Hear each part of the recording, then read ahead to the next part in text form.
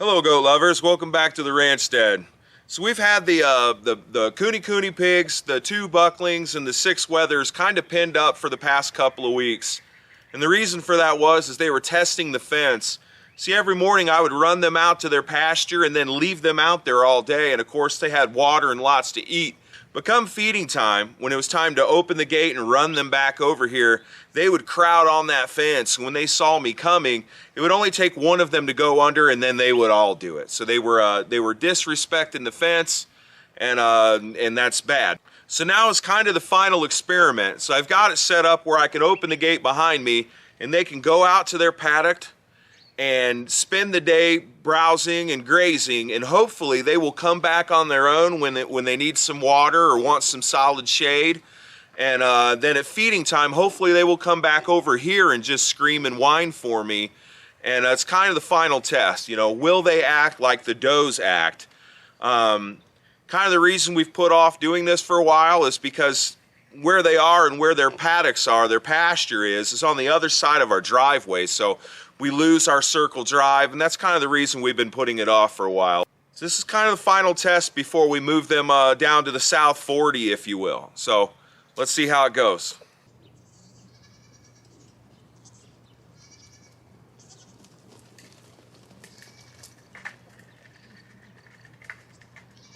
Well, they didn't run out here like they normally do. They had forgot. They wanted to walk with me.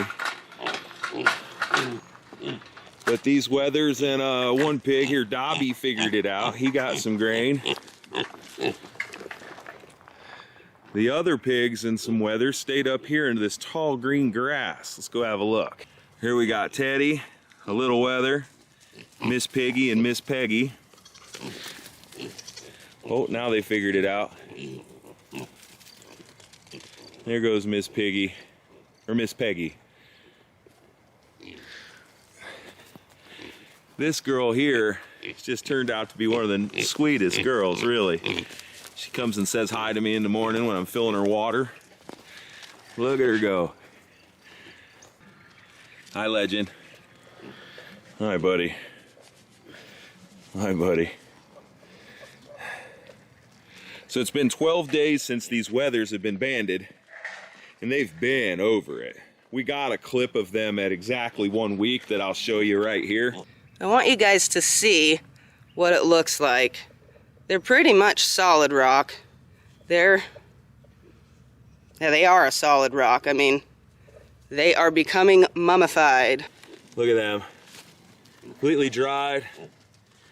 Hey, dude. You can see they're back to their old self. They're only down for, only bummed out about it for about 2 days. They're back to their old selves. There's Vader. Happy to be out, huh, buddy? Oh, are you getting me? You getting me? Hi, Dobby. Here's your scratches.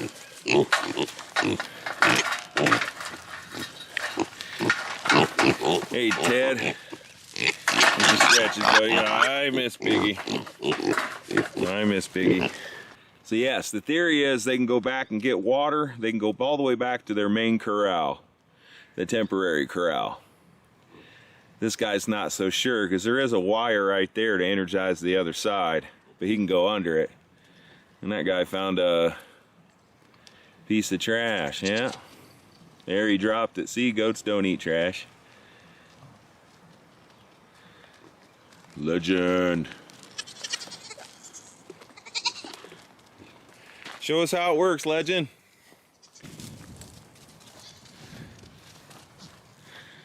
Heck yeah, they figured it out. And they'll show everybody else. So we have an 11-acre square, and the driveway kind of splits it to where there's 2/3 on one side and 1/3 on the other. So what we're thinking is about building a permanent pen and a shelter on the 1/3 side for the wethers to grow up in. So after we separate and band them, in theory, the wethers would go over to the other side of the driveway, and I'd go over there and open the gate in the morning, and they'd be out into their electric fence corral, grazing down the land, and then at night I'd feed them, alfalfa pellets or something. and closed the door to where they were safe from predators. The reason we don't want to run them over there every morning and evening is because we have to run them across the driveway. So it's kind of a pain. And to leave it open where they could come back to their corral for water all on their own, then I would lose the driveway all day. Or I have to close the gate with them on the other side of it and reopen the driveway. And then in the evening, I have to reclose the driveway while they're charging at the electric fence. And last year it worked a little bit with the does, but bucklings and wethers are, more stubborn. So we need things to run a little smoother. So that's what we're thinking, in the long term, in the next couple of months and forever. So, all right, that's going as planned. Let's go check the ducklings. So our 11 Muscovy ducks, there was 12, but one died. But you can see how fast they're growing. They've been right down here in this temporary little pen for coming up on 2 months. And I have ideas and plans to move them. I just haven't gotten to it yet. I'm notoriously behind on everything. But they're doing real good, but it won't be very long and they will have to get out of here. So this is their little kiddie pool that I've been using for them. I have to clean it out about every 2 days, and I siphon it. So I put one end of the hose in there and I use the hose and water to siphon it. And I just siphon it down here into what will be my food forest one day. So it just goes down there and it's just draining out, and I throw it in a different spot every day. Here I have a raspberry bush that's looking nice. And here we have 2 more, and you can see we built this big old berm around it, and that's to catch the rainwater that comes down the driveway. It worked the other day when it rained. We got a 1/4 inch of rain and that whole thing filled up.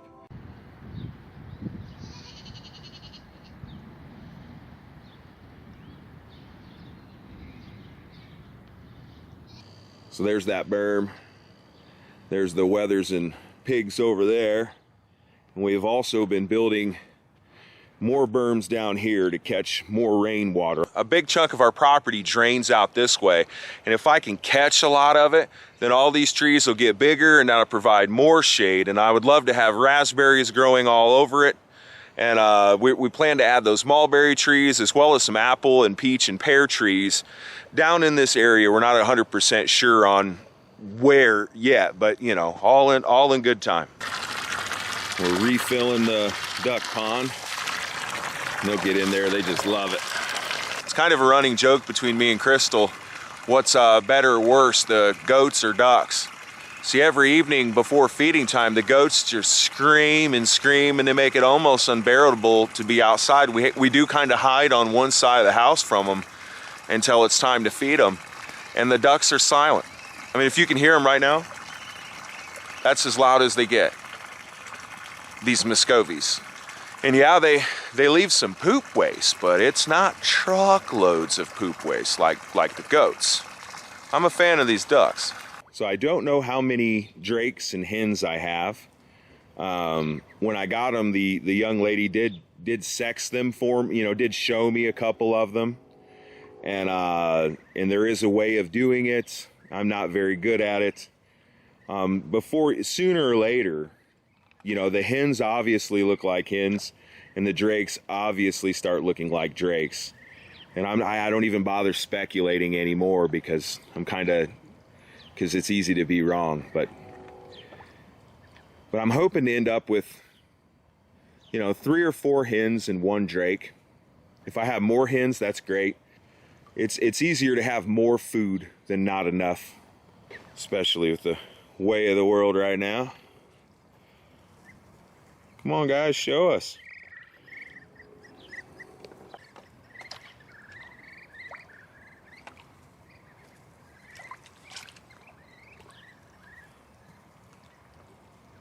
Muscovy ducks are the only species of duck that is not related to the mallard.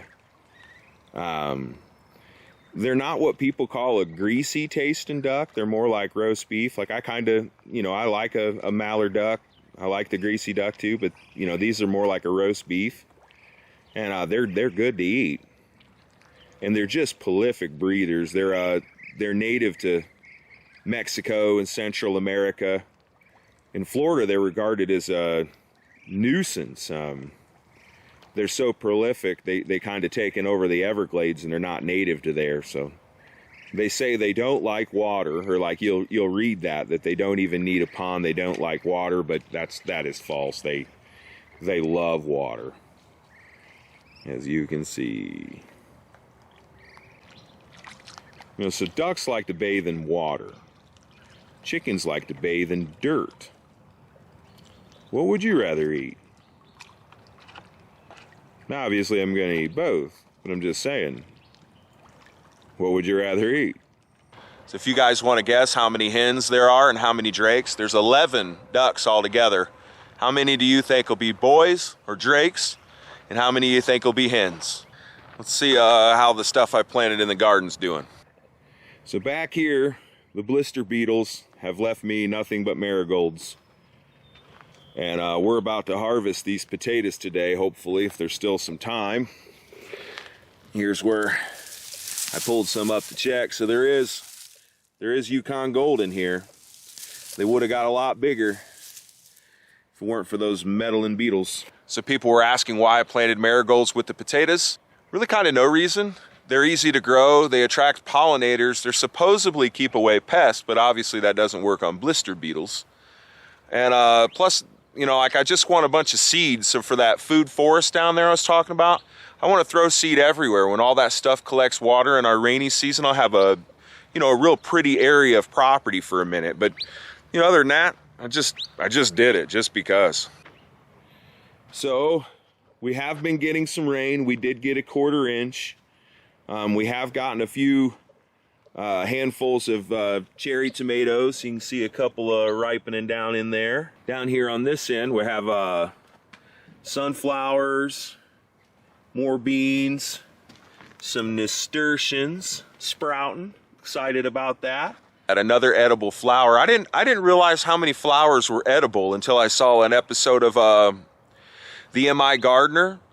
And it really changed the way I look at some things, as far as like when broccoli goes to flower. I mean, that stuff's edible. When cilantro goes to flower, that stuff's edible.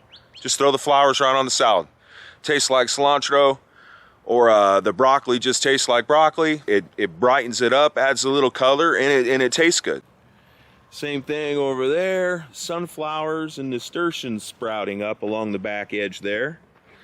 Then here, where I planted those rows of herbs, there's really nothing coming up.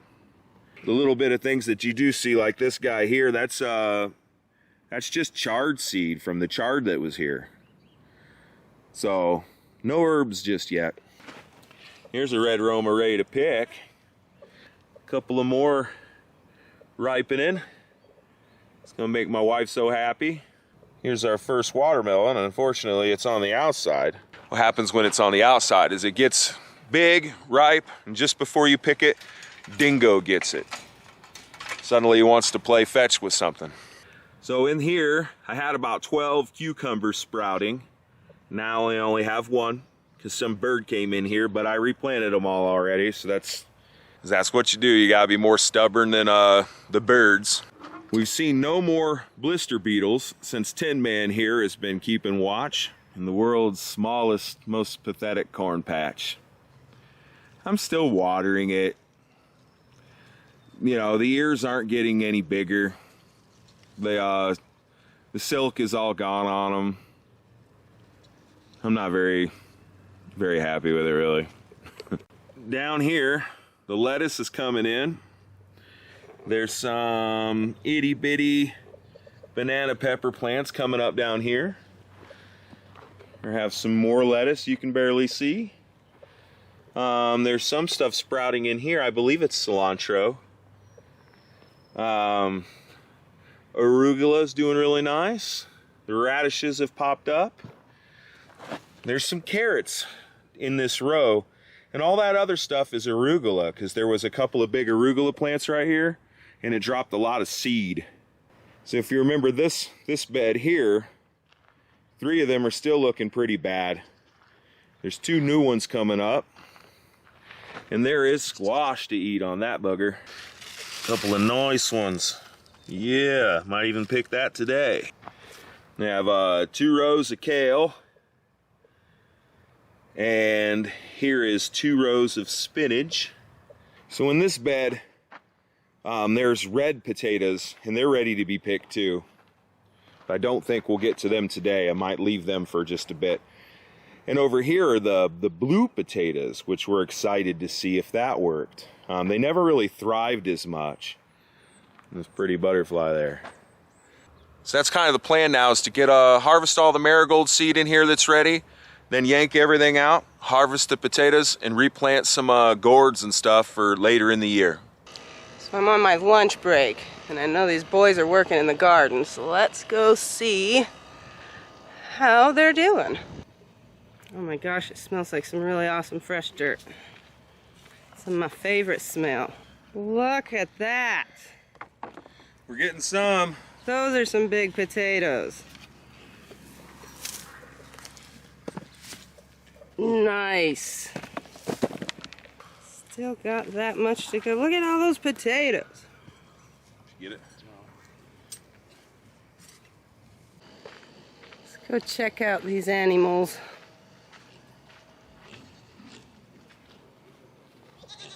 I just can't believe how big these duckies are getting.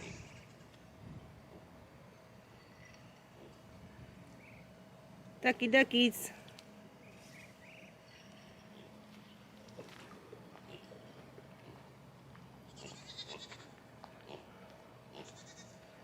What's going on over here, guys? You just out wandering? Don't do it, Miss Piggy. Not you either, Buddy Vader. Pigs are getting big.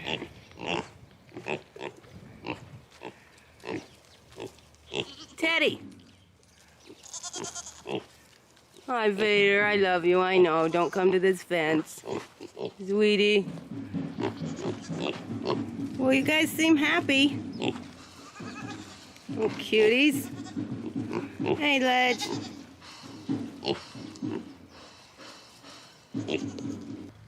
All right, so we're finally done with all them potatoes, and we got a reasonable amount. Check it out. Boom. A whole hamper full. And some of them are humongous, like gourds.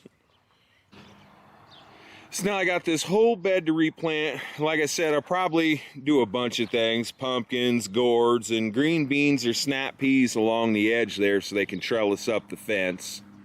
But we're not going to do any of that today. We're running out of time out here today.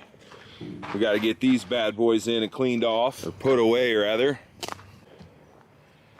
What you doing? Cleaning off the red shed. Yeah?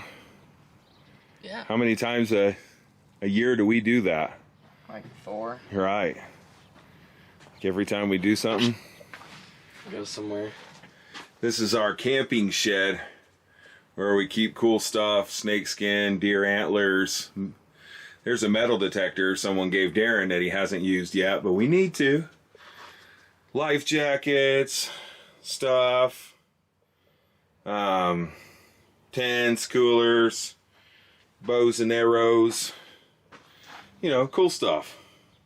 Just grabbed the red tomatoes we had, a couple of onions, some carrots that are very, very small, I know, but again, this is Arizona, and a couple of squashes. We'll probably throw all that into a pan with a pork loin and some of those potatoes for dinner tonight. Our meals are just going to keep getting more and more homegrown. And so far this experiment is working. They're working. Mowing it down. Chewing all the bark off my tree. Don't do it, Vader. Or Legend, don't do it. Again, all the weathers are looking good. Miss Piggy is enjoying herself. Hello, I am Peggy Hill. Here's Teddy, loving life. Heck yeah, it's working. All right, guys, so that's it for today. Thanks for watching.